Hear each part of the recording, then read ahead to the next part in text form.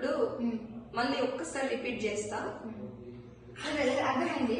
నేనేమంటున్నా అంటే ఇప్పుడు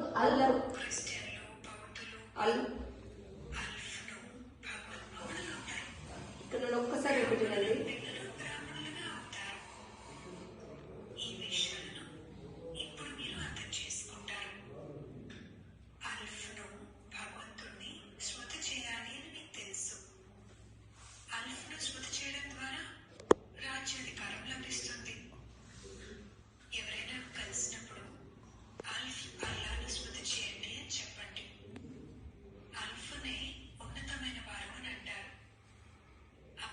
చూసారా, ఎవరైనా కలిసినప్పుడు అల్లాని స్మృతి చేయండి, అల్లాని స్మృతి చేయమని చెప్పండి అని వీళ్ళ ఇప్పుడు ఈ ఛానల్ నేను క్రియేట్ చేసింది కాదు, ఎవరు క్రియేట్ చేసింది కాదు. ఇక్కడ ఏమనుంది?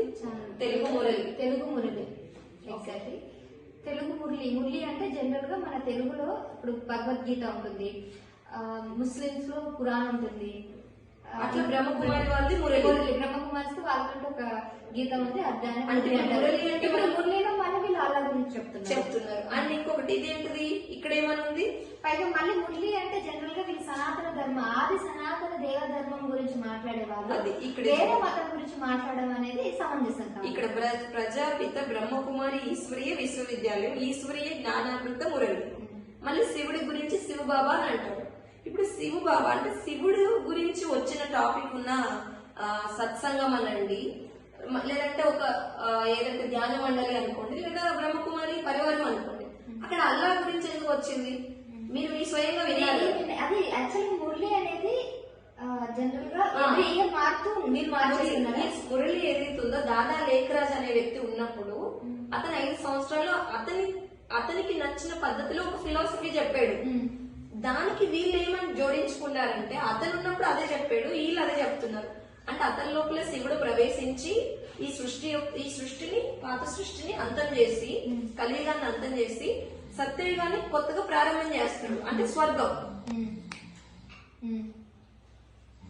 ఇది ఎడిట్ చేసుకుని ఓకే సారీ స్వామి లే స్వామి, నువ్వు రాత్రులు నిద్ర నో ప్రాబ్లం. అయితే డోర్ పెట్టేసాను. స్వర్గాన్ని స్థాపన చేస్తాడు ఎవరు?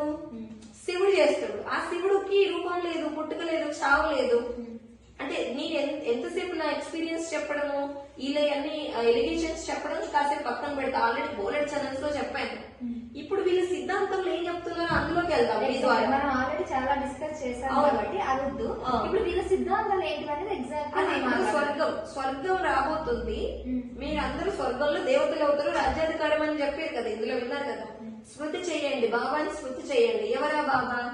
దాదా లేఖరాజ్. ఎందుకు అతన్ని స్మృతి చేయాలి? అతను మీలాగా నాలాగా మనిషే, అతనికి పెళ్ళయింది, అతనికి 5 పిల్లలు ఉన్నారు, అతను ఏదో ఒక వ్యాపారం చేసుకుని బ్రతికిన వ్యక్తి. అట్లా నేను అతన్ని రెస్పెక్ట్ చేయట్లేదు అన్నట్లా, అతన్ని రెస్పెక్ట్ చేస్తా ఒక మనిషిగా.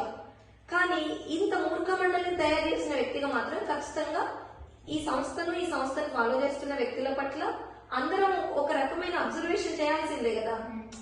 ఇప్పుడు స్వర్గం శివుడు పుట్టరు చావరు కాబట్టి దాదా లేఖరాల్లో శివుడు వచ్చి ఒక ఒకటి చెప్పారు, ఏదైతే జ్ఞానం చెప్పారో ఆ జ్ఞానానికి వీళ్ళు పెట్టుకున్న పేరు మురళి. ఇప్పుడు శ్రీకృష్ణుడు వాయించేది మురళి అని మనకు శాస్త్రాల్లో ఉంది, అది నిజమైన మురళి కాదంట. శివుడు వచ్చి ఇతని లోపల చెప్పాడంటే ఈ దాదా నిజమైన మురళి అంట, ఇది నిజమైన జ్ఞాన మురళి అంట. ఇదొకటి అయిపోయిందా? నెక్స్ట్ ఇప్పుడు శివుడి గురించి చెప్పినప్పుడు ఇక్కడ అల్లా టాపిక్ ఎందుకు వచ్చింది? ఇప్పుడు వీళ్ళ మురళిలోనే ఉంది, అలఫ్కో మిలా అల్లా బేఫ్కో బిలా బాద్షాహి. అంటే అలఫ్ అంటే నిలబడి ఉన్న కర్ర, బేఫ్ అంటే పడిపోయి ఉన్న కర్ర. అంటే ఆ ఎగ్జాంపుల్ తోని వీళ్ళ దాంట్లో దాదా లేఖరాజ్ ఏదో వర్ణించిండు.